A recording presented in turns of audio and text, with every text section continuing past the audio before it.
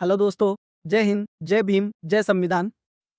जैसे हम कॉन्स्टेंटली आपको इंपॉर्टेंट क्वेश्चन करा रहे हैं सभी सब्जेक्ट के, आज जो हमारा सब्जेक्ट है यह है VHD 144 छायावार। ठीक है।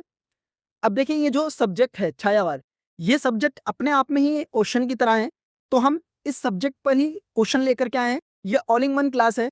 इस क्लास के अंदर हम छायावाद को समझेंगे कॉन्स्टेंटली। कई बार पिछले एग्जाम को मैंने स्टडी करा, पिछले एग्जाम्स के कुछ जो क्वेश्चन पेपर हैं उनको मैंने देखा है। मोस्ट ऑफ द क्वेश्चन जो होते हैं वो छायावाद के ऊपर ही आते हैं कि छायावाद क्या है, छायावाद से आप क्या समझते हैं, छायावाद को आप स्पष्ट कीजिए। ठीक है, उसकी पृष्ठभूमि को समझाइए। तो हम इस ये जो हमारा सब्जेक्ट है इसको समझने की अभी कोशिश करेंगे इस ऑल इन वन क्लास के अंदर। छायावाद के अर्थ, परिभाषा और उद्भव की पृष्ठभूमि को स्पष्ट कीजिए। ठीक है। अगर आप ये अच्छे से अंडरस्टैंड करते हो इस क्लास के अंदर में, तो मैं आपको इस चीज की श्योरिटी दे रहा हूँ 2 से 3 क्वेश्चन जरूर जरूर इस शब्द से जुड़े हुए ही आते हैं आपके क्वेश्चन पेपर के अंदर, आपके एग्जाम के अंदर। ठीक है, तो हम इसको अच्छे से अंडरस्टैंड करेंगे आज। हिंदी साहित्य में छायावाद लगभग 1918 से 1936 आधुनिक काल का एक अत्यंत महत्वपूर्ण और स्वरयुगीन काव्य आंदोलन है। ठीक है, एक तरीके से कवियों का आंदोलन है ये। ठीक है, लगभग 1918 से 1936 यानी कि 18 साल तक ये युग रहा है। ठीक है, जो विषय निष्ठता, प्रकृति प्रेम, रहस्यवाद और व्यक्तिगत अनुभूतियों की प्रधानता के लिए जाना जाता है।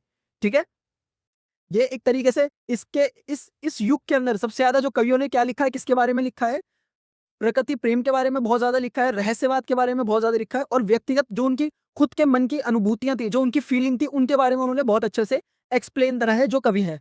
ठीक है, इसका मतलब क्या होता है, छायावाद का मतलब क्या है, पहले हम इसको समझेंगे। छायावाद शब्द का सामान्य अर्थ किसी वस्तु का प्रतिबिंब या छाया, शेडो है। ठीक है, छायावाद का मतलब देखिए, छायावाद में आधा शब्द तो छाया यार है। ठीक है, तो एक तरीके से ये प्रतिबिंब है। ठीक है, साहित्य के संदर्भ में इसका अर्थ कवियों द्वारा अपनी आंतरिक भावनाओं और आत्मानुभूति को प्रकृति के माध्यम से प्रकट करना है। ठीक है, कवियों के अंदर की जो मतलब आंतरिक भावनाएं हैं, या जो प्रकृति के प्रति उनकी आत्मानुभूति है, उसके बारे में इस एरा में कवियों ने एक्सप्लेन करा है। प्रारंभ में इस शब्द का प्रयोग व्यंग के रूप में उन कविताओं के लिए किया जाता था जिनके अर्थ स्पष्ट नहीं होते थे और जिनकी छाया कहीं और पड़ती थी। ठीक है, ये देखिए एक तरीके से ये सवाल ये भी आ सकता है कि भाई शुरुआत में इस शब्द का जो छायावाद शब्द है, इसका प्रयोग किस तरीके से किया जाता था। तो आप यहाँ से समझा सकते हो अच्छे से कि प्रारंभ में इस शब्द का प्रयोग व्यंग के रूप में उन कविताओं के लिए किया जाता था जिनका अर्थ स्पष्ट नहीं होते थे और जिनकी छाया कहीं और पड़ती थी। ये एक तरीके से एक्सप्लेनेशन है इस जवाब का। लेकिन कालांतर में ये मानवीय और प्रकृति सौंदर्य में आध्यात्मिक छाया के भान के लिए रूढ़ हो गया। ठीक है, बाद में क्या है, ये शब्द है प्रकृति सौंदर्य के बारे में बताने के लिए रूढ़ हो गए ये शब्द। अब इसके हम डेफिनेशन समझ लेते हैं। परिभाषा क्या है, प्रमुख विद्वानों द्वारा दी गई छायावाद की प्रसिद्ध परिभाषा है उस प्रकार है। प्रमुख जो भाई मतलब कि वो है एक तरीके से विद्वान, उन्होंने क्या किया, इसके लिए परिभाषाएं दी हैं, वो हम समझ लेते हैं। आचार्य रामचंद्र शुक्ल ने क्या कहा, छायावाद शब्द का प्रयोग 2 अर्थों में समझना चाहिए। एक तो रहस्यवाद के अर्थ में और दूसरा काव्य शैली या पद्धति विशेष के व्यापक अर्थ में। ठीक है, ये किसने कहा, आचार्य रामचंद्र शुक्ल ने। जयशंकर प्रसाद क्या कहते हैं इसके बारे में, कविता के क्षेत्र में पौराणिक युग की किसी घटना अथवा देश विदेश की सुंदरी के बाह्य वर्णन से भिन्न जब वेदना के आधार पर स्वानुभूतिमय अभिव्यक्ति होने लगे, तब इन दिनों उसे छायावाद से अभिलित किया गया। ठीक है, ये जयशंकर प्रसाद में कहा है इसके बारे में। ये जो कवियों ने इसके बारे में परिभाषाएं दी हैं, अगर ये भी आप याद करते हो, ये भी आपको बहुत ज्यादा एक बेनिफिशियंट रहेगा आपके एग्जाम के अंदर। हो सकता है एग्जामिनर ये क्वेश्चन भी पूछ में कि भाई इस कवि ने छायावाद के बारे में उसकी क्या मतलब कि डेफिनेशन है वो बताइए, तो आपको ये भी याद होना चाहिए। आप देखिए डॉक्टर राजकुमार वर्मा ने क्या कहा, जब परमात्मा की छाया आत्मा पर पड़ने लगे और आत्मा की छाया परमात्मा पर पड़ने लगे, तो यही छायावाद है। ठीक है, ये देखिए कितनी बड़ी बात कही है डॉक्टर राजकुमार वर्मा ने। डॉक्टर नागेंद्र क्या कहते हैं, छायावाद स्थूल के प्रति सूक्ष्म का विद्रोह है। ठीक है, उद्भव की पृष्ठभूमि, बैकग्राउंड ऑफ इमरजेंस को आप समझ लेते हैं। छायावाद का उदय किसी अचानक हुई घटना का परिणाम नहीं था, बल्कि इसके पीछे निम्नलिखित परिस्थितियां जिम्मेदार थी। अब वो परिस्थितियां क्या थी जो जिम्मेदार होंगी वो हम समझ लेते हैं। द्विवेदी युगीन कविता की प्रतिक्रिया, छायावाद से पूर्व द्विवेदी युग महावीर प्रसाद द्विवेदी के नेतृत्व में, ये द्विवेदी युग कब किसके मतलब के अंतर्गत हुआ, महावीर प्रसाद के अंतर्गत। ठीक है, महावीर प्रसाद द्विवेदी के नेतृत्व में का समय था, जिसमें कविता इति वृत्तात्मक घटना प्रधान उपदेशात्मक स्थूल और सामाजिक आदर्शों से बंधी हुई थी। इसमें व्यक्तिगत भावनाओं के लिए कम जगह थी, व्यक्तिगत भावनाओं की मतलब की जगह नहीं थी इस युग के अंदर, द्विवेदी युग में।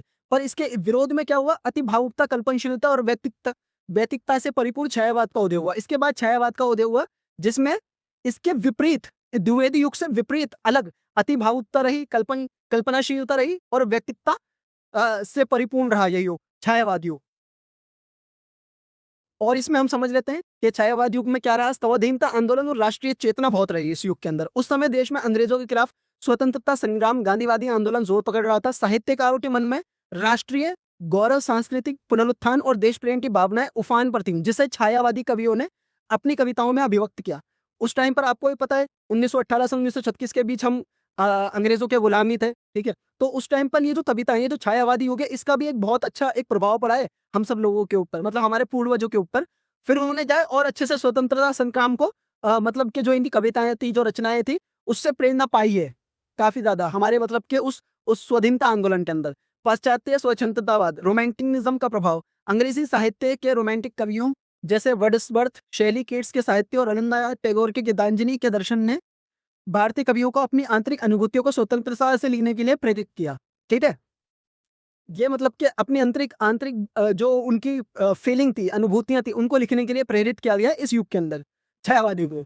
रहस्यवाद और आध्यात्मिकता, भौतिक और सामाजिक समस्याओं से अलग कवियों ने उपनिषदों के ज्ञान और रहस्यवाद से प्रेरणा लेकर प्रकृति को और मानव प्रेम में अलौकिक आनंद की खोज शुरू की। इस युग में क्या रहा कि भाई रहस्यवाद के बारे में कवियों ने लिखा है, प्रकृति के बारे में लिखा, मानव प्रेम के बारे में लिखा। तो ये एक तरीके की ये एक सोच, एक नई खोज चालू की गई कवियों के द्वारा। इस युग के देखिए मुख्य कवि कौन थे? इस युग के 4 प्रमुख स्तंभ जयशंकर प्रसाद, सूर्यकांत त्रिपाठी निराला, सुमित्रानंदन पंत और महादेवी वर्मा माने जाते हैं। इन कवियों ने छायावाद के माध्यम से हिंदी में मृजभाषा स्थान पर खड़ी बोली को पूरी तरीके से प्रतिष्ठित किया। अब ये जो 4 कवि हैं, ठीक है, इन कवियों के बारे में आप थोड़ा-सा ज़रूर पढ़ लेना, इनकी प्रमुख रचनाएँ क्या हैं, इनकी प्रमुख कविताएँ क्या हैं, क्योंकि एग्ज़ाम के अंदर इन कवियों के बारे में भी पूछा जा सकता है, ठीक है? या इनकी कोई भी एक आपसे बोला जाएगा भाई कोई कविता लिख दीजिए, ठीक है? कोई प्रमुख रचना लिख दीजिए महादेवी वर्मा की या सुमित्रानंदन पंत की या सूर्यकांत त्रिपाठी निराला जी की, ठीक है? तो इनके बारे में थोड़ा-थोड़ा सा आप ज़रूर पढ़िए ना, क्योंकि इस सब्जेक्ट के अंदर इन कवियों के बारे में ही लिखा गया है, ठीक है? तो मैं उम्मीद करता हूँ ये क्लास आपके लिए बहुत बेनिफिशिएंट रहे, बहुत ज़्यादा आपको लाभ मिले। ये इस क्लास को आप कई बार रिवाइंड करके अच्छे से और समझिएगा। छायावाद को, हमारे पेज को सब्सक्राइब करिए, लाइक करिए, कमेंट करिए और अपने दोस्तों के साथ में, अपने सहभागियों के साथ में ज़रूर शेयर करिएगा, ठीक है? So thank you so much.